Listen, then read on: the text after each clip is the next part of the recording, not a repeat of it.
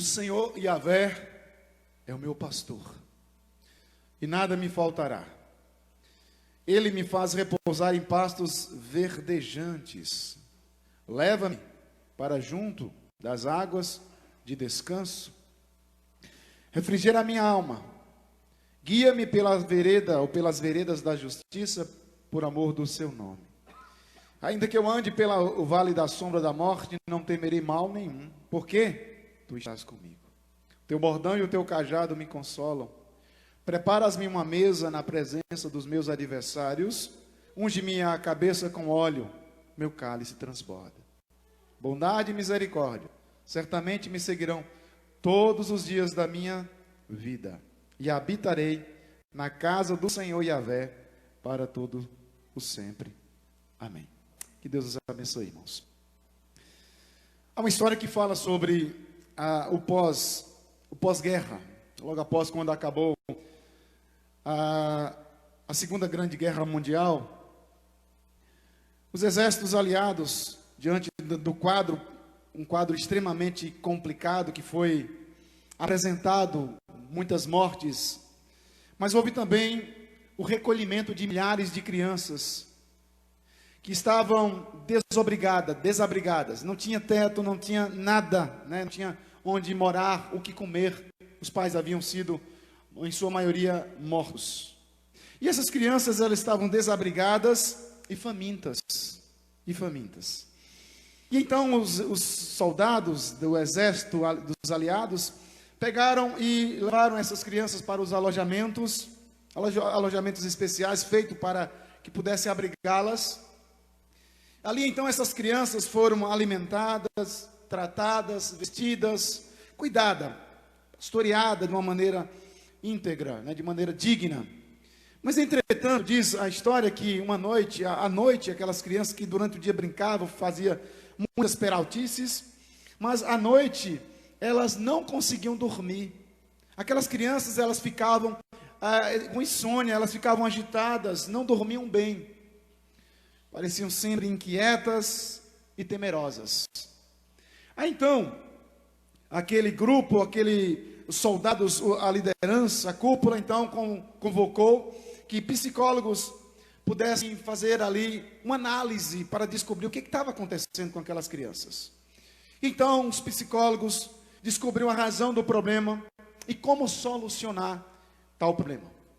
Tratava-se de insegurança diante do quadro que foi apresentado naqueles dias ou naqueles anos de intensos bombardeios, de muitas mortes, de violências e tantas outras coisas mais. E então, eles decidiram que quando as crianças fossem dormir, receberiam uma fatia, um pedaço de pão, para que elas segurassem aquele pedaço de pão. Então aquele pedaço de pão não era para elas comerem, elas receberam as instruções, ou a instrução que elas não poderiam comer aquele pão, mas era somente para segurá-lo. E então os psicólogos mataram a questão, chegaram ao ponto frágil da situação, de que aquelas crianças agora, segurando o pão, elas tinham a certeza de que não passariam mais dificuldade no outro dia. A certeza de que tinham pão para o outro dia. Fizeram com que aquelas crianças, de um efeito milagroso, elas passaram a dormir de maneira apaziguados, de maneira passiva, tranquila. Porque segurando o pão, aqueles que passavam tanta fome, numa insegurança, numa incerteza, o que é que eu vou comer no dia de amanhã? Então aquele pão dava para elas essa certeza. A insegurança é um dos grandes males da nossa sociedade do século 21. Nos tempos de hoje, nós vivemos essa insegurança. Nós vivemos estatísticas. Nós vivemos tempos complicados, tempos difíceis também. Basta só darmos uma olhada e nós veremos que as pessoas estão desconfiadas. Desconfia-se de quem chega perto de nós. Desconfia-se de quem chega dentro da nossa casa, ou pelo menos quando recebe. Desconfia-se quando alguém dá um espirro. Misericórdia, já bota lá, né, pega algum tipo de óleo no ar lá para amenizar os efeitos. Estamos vivendo dias de insegurança. Basta tão somente uma olhada e veremos que as pessoas estão desconfiadas de tudo e de todos, principalmente, né, com o próximo, principalmente com o futuro. O temor de uma próxima tragédia. É claro que nós já estamos, eu creio, do meio para o final dessa pandemia que nos solapou, que veio contra a humanidade. Mas qual será a próxima tragédia que fará com que nós, do século, homens e mulheres do século 21, venhamos a ficar temerosos com o futuro? Em quem podemos confiar? A insegurança aponta os nossos mais horripilantes temores. E nesse intervalo é preciso que nós nos apeguemos a alguma coisa. Nós precisamos nos apegar em algo para que esta insegurança ela seja diminuída, dirimida dentro das possibilidades. O que nós precisamos de fato entender, o que é mais valioso para nós, não é o que nós temos em nossas vidas, mas quem nós temos em nossas vidas, quem nós temos nos momentos de insegurança para nos valer e nos dar o verdadeiro porto seguro diante das dificuldades. O texto que é lido nessa noite, que está com a nossa, quem está com a Bíblia aberta ou em tela, uma Bíblia aberta para ser analisado, exposto para nós nessa noite, o texto do Salmo 23, de fato, é o Salmo de Davi, que Davi escreve, que Davi vai sentar de uma maneira muito bela e deixar registrado dentre os dois salmos bíblicos mais conhecidos. O Salmo 23 é o segundo, porque o primeiro é o Salmo 91, o salmo mais conhecido de toda a Bíblia. E o contexto, quando Davi escreve esse salmo, segundo alguns historiadores, há duas vertentes, duas bifurcações nessa interpretação quando escreve esse salmo, mas o Salmo 23, ele tem o seu contexto exatamente em 1 Samuel, capítulo 22, os versos 3 a 5. O rei Davi, ele compõe esses salmos, esse cântico de salmos, em um dos momentos de maior tribulação. Ele está atribulado em um ambiente extremamente complicado, cheio de conflitos, onde o próprio Saul quer capturá-lo, quer matá-lo, quer destruí-lo. A insegurança é algo temida nesse instante por Davi. E Davi fica a se questionar: meu Deus, o que vai ser da minha vida? E então, em 1 Samuel, diante dessa situação, ele então pega seu pai, ele pega sua mãe, por favor. 1 Samuel, capítulo de número 22, versos 3 e 5 diz: dali passou Davi a Mispa de Moabe, e disse ao seu rei: deixe estar meu pai e minha mãe convosco, até que eu saiba o que Deus há de fazer de mim. Trouxe-os perante o rei de Moabe, com esse moraram por todo o tempo que Davi esteve neste lugar seguro. Porém o profeta Gade disse a Davi: não fiques neste lugar seguro, vai e entra na terra de Judá. Então Davi saiu e foi para o bosque de Herete. Então Deus direciona Davi e o joga exatamente. Davi vai para uma zona de conforto, um momento de segurança, porque Saul quer capturá-lo, Saul quer matá-lo, e Deus diz para, usando Gade, o profeta: vá para as montanhas, ou vá para a floresta, vá para a região, ou pelo menos os vales, ou aquela região de Herete, ou uma floresta, melhor dizendo, a palavra quase não veio mais bem. E nesse instante então, Davi percebe que a situação ali era difícil. A floresta estéril, a floresta desolada, a floresta pouco oferecia para sustentar, a floresta, aquele ambiente pouco oferecia conforto para ele. oferecia alimento para ele, então ele exclama confiante nesse instante, dizendo: o Senhor Yahvé é o meu pastor e nada me faltará.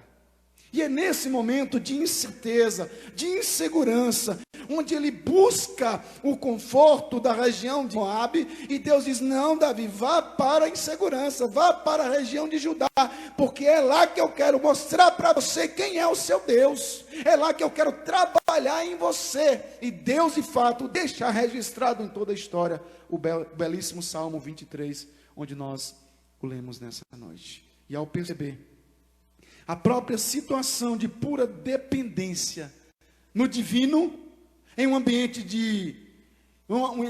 sem conforto, em um ambiente sem alimentação, ele exclama que Deus é esse que aponta e leva os seus para o deserto, que Deus é esse que leva os seus para os lugares mais inóspitos.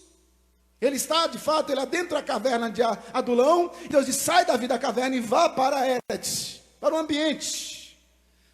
Davi se esconde então naquela floresta e percebe que ali não conseguia alimento tão fácil.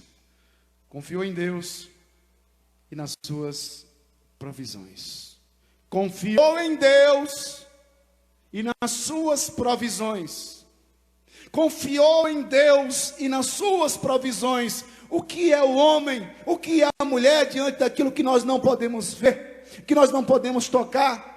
Deus é o sustentador, e esse salmo, Deus permite que Davi entra nessa inóspita situação, nesse ambiente inóspito, para mostrar que ele, como eu, como vocês, nós que aqui estamos, somos suscetíveis à insegurança, à incerteza, às doenças, às dificuldades, mas Deus permite que nós adentremos para mostrar tão somente o quanto ele é o Deus da providência, o Deus que sara, o Deus que faz a diferença em todo o nosso proceder. Davi então esconde naquela floresta, ele adentra naquela floresta, uma floresta e ela totalmente sem qualquer possibilidade de sobrevivência.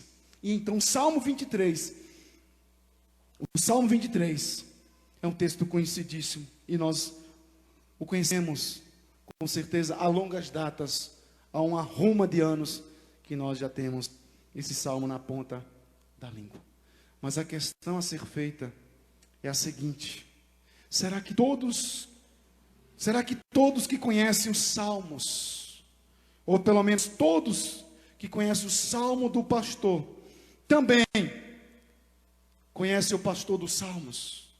Todos podem realmente confessar as palavras destes salmos? Todos podem dizer: o Senhor é o meu pastor e nada me faltará? Será que de fato é algo que todos podem dizer? Que 99,9% das pessoas cristãs conhecem esse salmo. Países cristãos conhecem esse salmo. Cada crente é uma ovelha que está na peregrinação nas veredas deste mundo. E é isso que Davi quer mostrar. O Salmo 23 é o salmo da peregrinação, de ovelhas que estão vivendo nos vales, nas dificuldades, nas mais horripilantes circunstâncias de insegurança.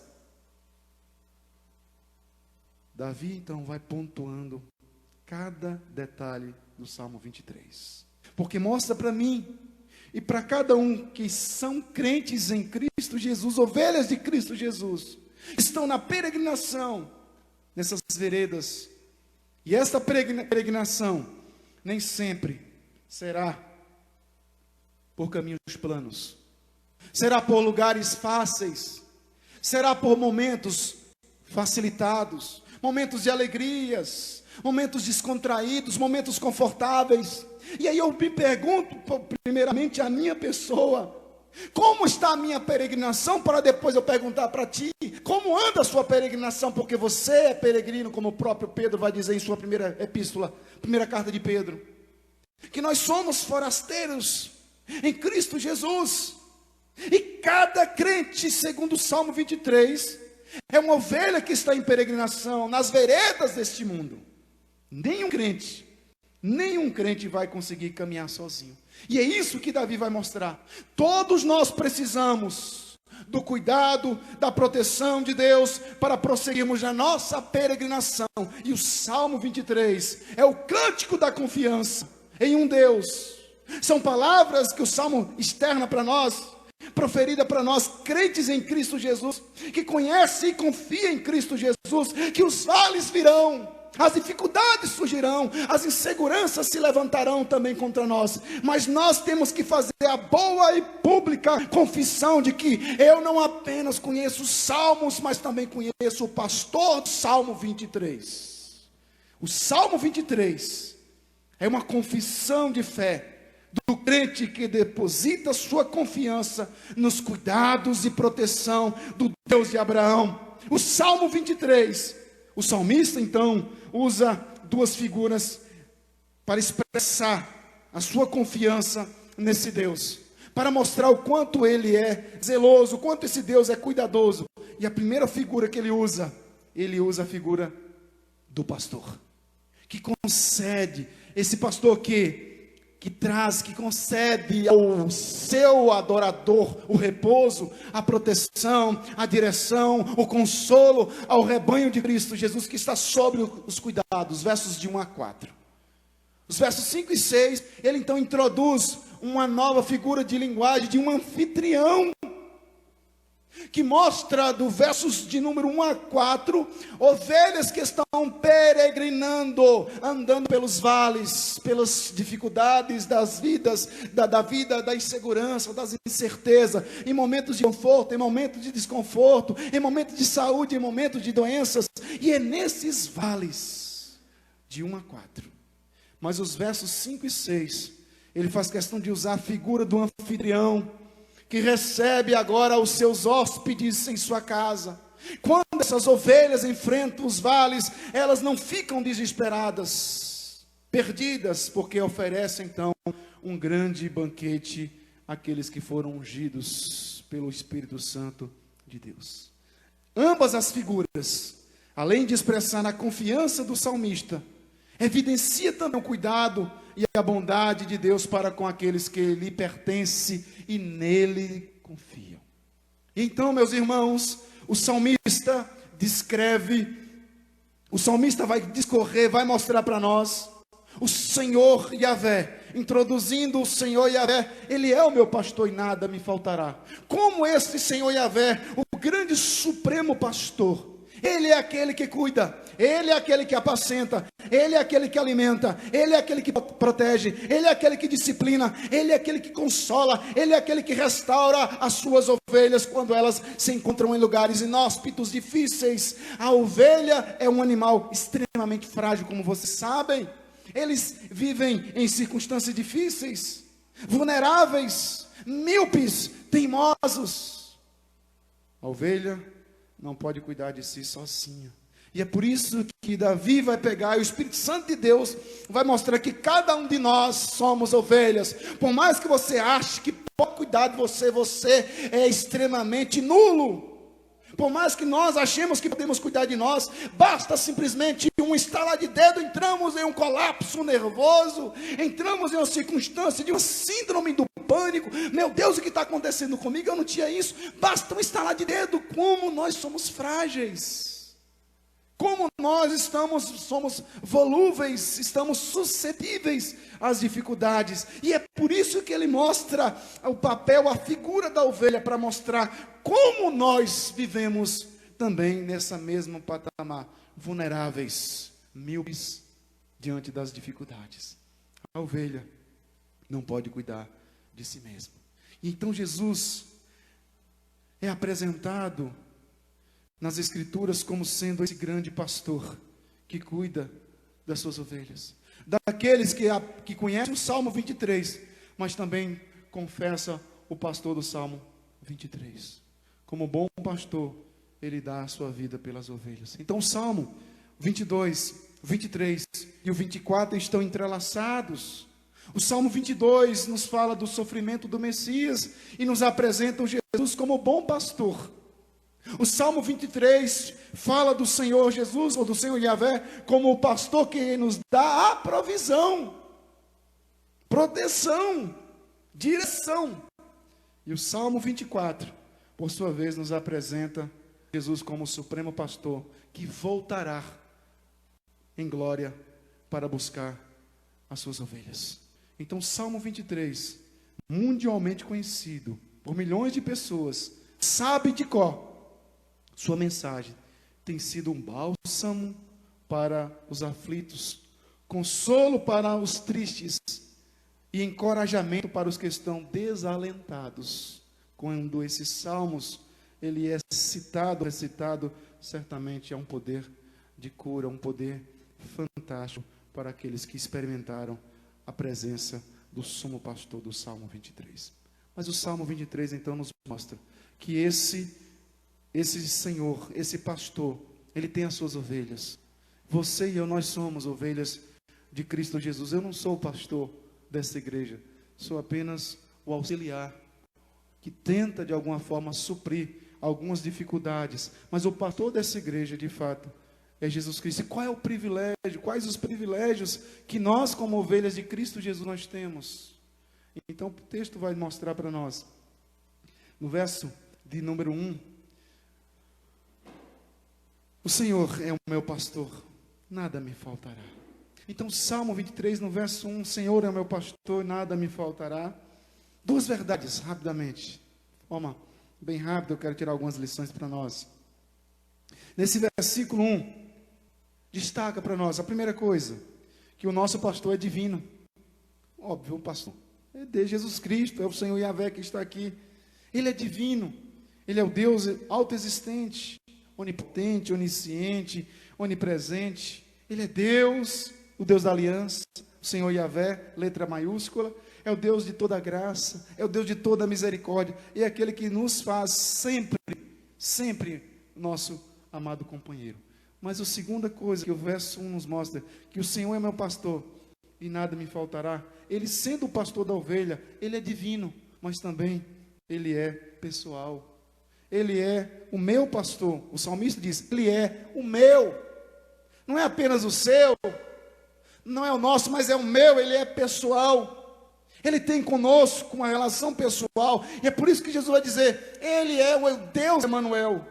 Ele nos conhece, nos chama pelo nome, ele vela por cada um de nós, dentro das nossas limitadas condições pecaminosas, cuida de nós, supre todas as nossas necessidades. E aí a pergunta que eu devo fazer para mim, para você nessa noite é, como anda a relação pessoal com esse pastor? Como nós estamos experimentando?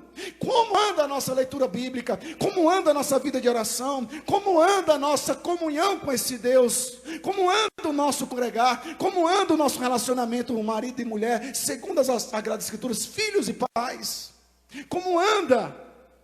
Porque é pessoal, mas ele instrui dizendo, marido, amai vossas mulheres. Mas ele instrui dizendo aos filhos, honra pai e mãe. Mas ele instrui, é pessoal. E sendo então meu Deus pessoal, meu pastor pessoal, eu me submeto todas os seus ensinos, eu me submeto todas as suas ordenanças. Por isso é que muitos conhecem apenas o Salmo 23. E para conhecer o Senhor do Salmo 23, tem que se submeter aos ensinos, tem que submeter à sua doutrina, tem que se submeter às suas ordenanças. Portanto, diz o Salmo, o Senhor é o meu pastor pessoal e nada me faltará. E essa expressão do hebraico significa faltar, estar sem algo, mas quando aplica-se então o negativo, a partícula negativa, então o sentido fica invertido, nada falta, não há necessidade, não há falta de nada. O Senhor é o meu pastor e não me falta nada. E nós precisamos, é claro que nós somos volúveis, nós temos as nossas dificuldades, mas nós então nos questionamos o que nos falta para ser feliz, e nós temos que pregar para nós mesmos, se Cristo Jesus é o pastor da minha alma, é o meu pastor individual, é aquele que diz que nada me faltará, não faltará nada para mim. Então, como nós estamos diante desse mundo de incerteza, desse mundo de infelicidade, desse mundo desesperançosos, de pessoas que vivem envolvidos num mar de tristeza, de desesperança, como nós nos comportamos diante disso? Então o salmista diz, não nos faltará. Partindo então desta definição etimológica, nós podemos dizer que a expressão nada me faltará significa não sofrer deficiência em falta de nada. Por mais que falte a saúde, eu não vou perder a alegria, porque o meu pastor pessoal está comigo. Pode faltar o alimento, mas o meu pastor vai suprir. Davi é a prova viva disso. Deus sai do lugar de conforto e vai para as terras de Eret, as florestas.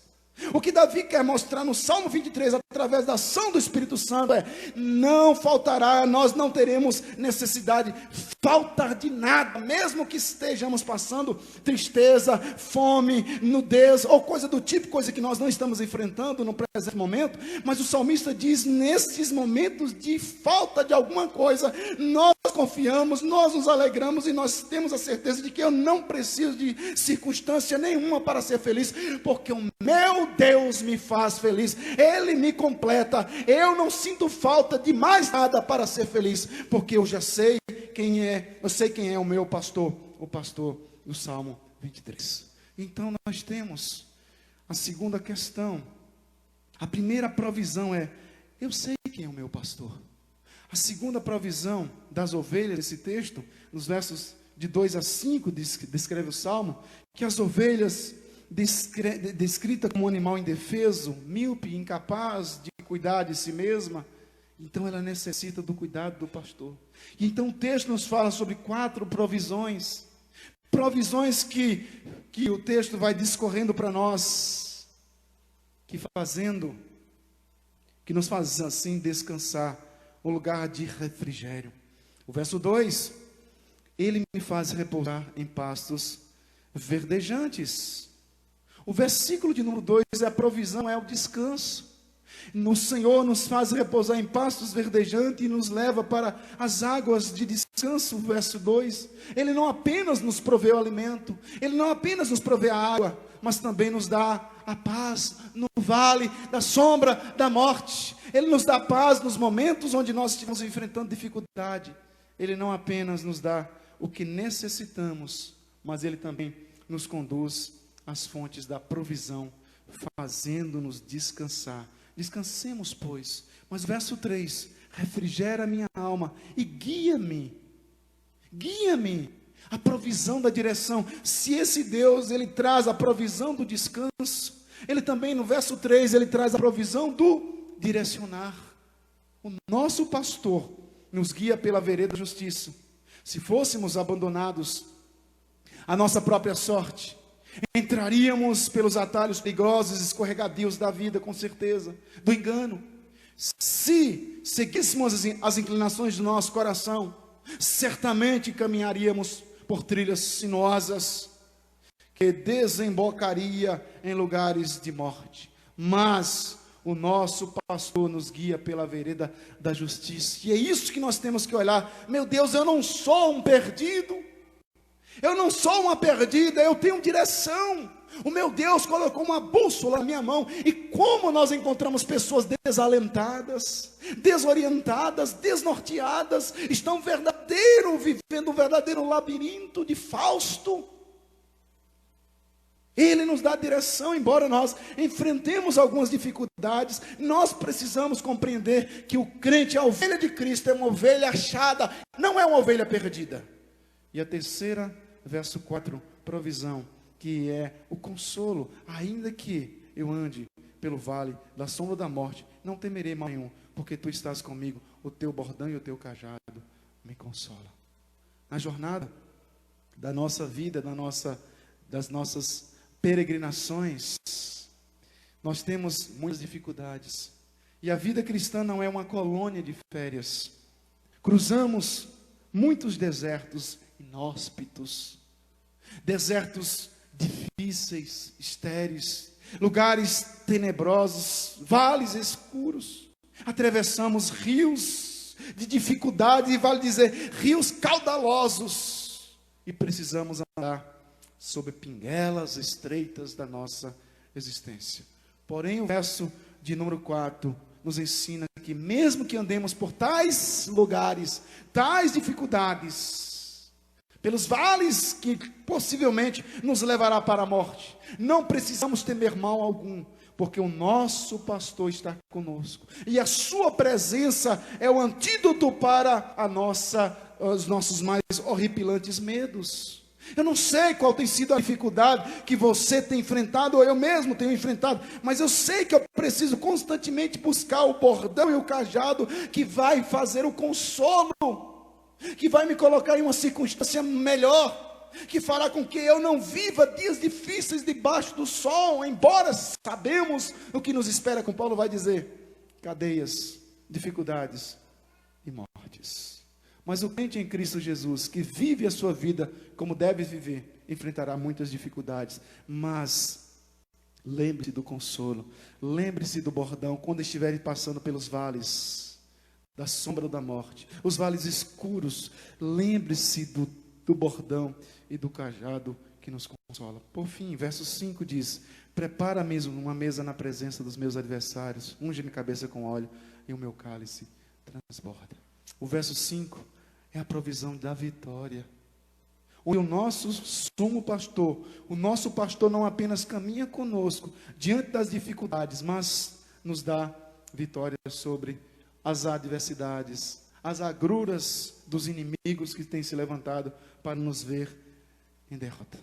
E então, o versículo 6 é algo fantástico, que o salmista nos mostra de uma maneira muito bela, quando ele descreve no versículo 6, bondade e misericórdia me seguirão todos os dias da minha vida. O que o versículo 6 quer nos mostrar, que privilégio é ser ovelha de Cristo Jesus. Que privilégio é você saber que você não é uma ovelha sem provisão. Basta você colocar os seus joelhos e clamar, e nós temos feito muito pouco isso. Já contei algumas experiências que enfrentava no seminário, numa pobreza que só a graça de Deus, dinheiro para comprar um geladinho não tinha que administrar o dinheiro que eu tinha, uma motinha que eu vendi, para pagar os livros, xerox e coisa do tipo. 4 anos, administrando 1.700 e poucos reais, 1.780 reais. Mas como não foram os dias melhores da minha vida? Porque eu não podia ligar para meu pai já estava mandando um salário mínimo para me abençoar, pagar o seminário, o presbitério, as igrejas juntaram lá para me ajudar também, eu não tinha ninguém para ligar, ninguém para recorrer. E então eu ajoelhava no chão daquele quarto, e se aquelas paredes falassem, quantas não foram as noites e os dias que eu chorava, trancar a porta dentro daquele seminário, clamando a Deus num lugar difícil, onde todo mundo passa as mesmas dificuldades. Recorrer a quem? Eu recorria a Ele, chorava diante dEle, e esse Deus entrava todas as vezes que eu clamava pela provisão. E eu não sei, meus irmãos, nós estamos vivendo dias verdadeiramente difíceis, sim, mas nós estamos perdendo o melhor da vida cristã, que nos momentos das nossas lutas, estejamos de joelhos, ajoelhemos. Qual foi a última vez que você ajoelhou diante de Deus, clamando a Ele, suplicando a Ele para intervir em algum problema? Mas não é uma oração de desencargo de consciência para dizer que eu não orei, eu vou orar. Mas é interceder incessantemente, chorar, dizendo, Senhor, tem misericórdia. Eu não tenho a quem recorrer, somente a Ti, Senhor. O Deus que ouve as nossas orações. Isso é privilégio. O Salmo 23 mostra, verso a verso, nesses 6 versos, o privilégio que é para você e para mim ser ovelha de Cristo Jesus. E nós temos que fazer uso desse Deus. Uso entre aspas. O futuro. Verso 6. É privilégio ser ovelha de Cristo, porque sendo ovelha de Cristo nós temos um futuro. Ele é o pastor que nos conduz em nossas peregrinações aqui na terra. Mas também o hospedeiro divino. Lembra quando Jesus disse lá em João 14,6? Quando ele ensina aos discípulos que ele vai aos céus, ele diz, não turbe o vosso coração, credes em Deus, crede também em mim, na casa do meu Pai. Salmo 23, verso 6. Na casa do meu Pai há muitas moradas, se assim não for, eu vos teria dito, pois vou preparar-vos. A cruz do Calvário foi o lugar que ele preparou. E ele abre as portas dizendo: todas as ovelhas do Pai são bem-vindas. Que privilégio, meu irmão, enfrentar dificuldade ou não, enfrentar choro ou não, enfrentar tristeza ou não. O fato é, nós temos uma direção. O fato é, nós temos um consolo. O fato é, nós temos uma vitória final. O verso 6 é o triunfo, a grande vitória do povo de Deus. E o verso 6 é onde o Cristo diz que: e habitarei na casa, João 14:6. O Deus que espera as ovelhas peregrinas, as ovelhas que andam de léu em déu em déu, de canto em canto, sofre um vale, sofre no vale, sofre uma dificuldade, sofre uma decepção, mas Cristo sendo glorificado, Cristo triunfando em nossas vidas. Que bênção é saber que o futuro das ovelhas de Cristo Jesus é extremamente promissor. O salmista então usa a metáfora para descrever o verso 6, que é jubilosa a festa a qual as ovelhas são conduzidas por ocasião da morte. O verso 6 é exatamente o dia que você morrer. O dia que eu morrer, ele está dizendo: vocês vão adentrar, habitarei na casa do Senhor para todo sempre. É um futuro fantástico, fabuloso. Ele é pastor, mas também ele é o hospedeiro, que hospede, que tem uma grande casa. Então o salmista quer mostrar que as ovelhas de Jesus têm um passado a limpo.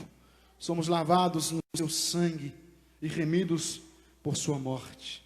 As ovelhas de Jesus têm um presente seguro, uma vez que a bondade e a misericórdia são as duas escoltas. Certo pastor, pregando sobre o Salmo 23, o velho pastor, há muitos anos, pregando sobre o Salmo 23, o pastor, e ele sente falta, dizendo: como pode um salmos que fala de pastor de ovelhas e não ter cachorros? Não tem cães, não tem aqueles que fazem o pastoreio, que só dão um comando e eles vão rebanhar. Tem uma raça lá na Inglaterra que são bons para isso. Então ele diz que o cachorro número 1 é a bondade. O cachorro número 2 é a misericórdia. Isso é o que vai pastorear. Ele diz: bondade, está afastada lá um pouquinho, traz. Aí ele dá o comando, vai buscar. E a misericórdia também, e vai arrebanhando cada vez mais as ovelhas de Cristo Jesus. Os filhos, as ovelhas de Cristo têm um passado a limpo, mas também tem um presente seguro, uma vez que a bondade e a misericórdia são as nossas escoltas que nos ladeiam todos os dias da nossa vida.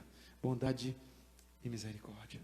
Ele é surpreendente, fantástico, esse Deus do pastor. Mas por fim, as ovelhas de Jesus têm também um futuro glorioso. Pois depois que a sua jornada terminar nesse mundo, irá habitar na casa do Senhor para sempre.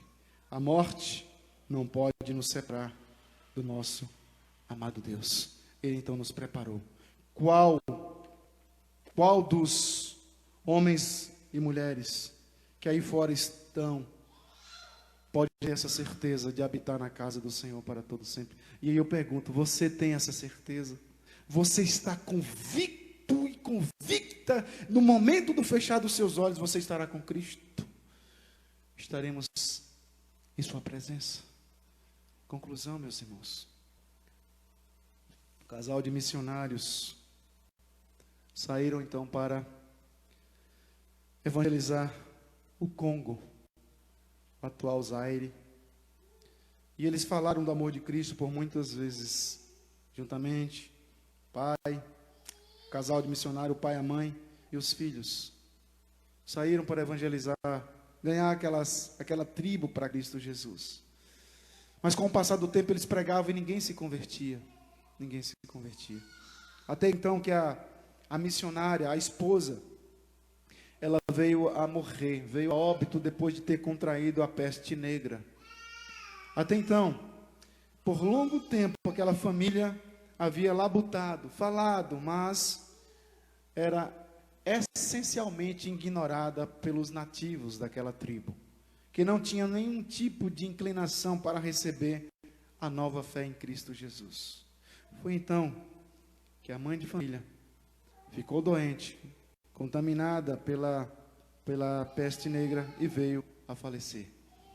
O missionário escavou, pegou uma madeira que é mais fácil, um tronco, e nele trabalhou, abriu naquela tora, aquela madeira, o formato de um caixão, e colocou a sua esposa dentro, o corpo dela dentro daquele caixão, daquela tora.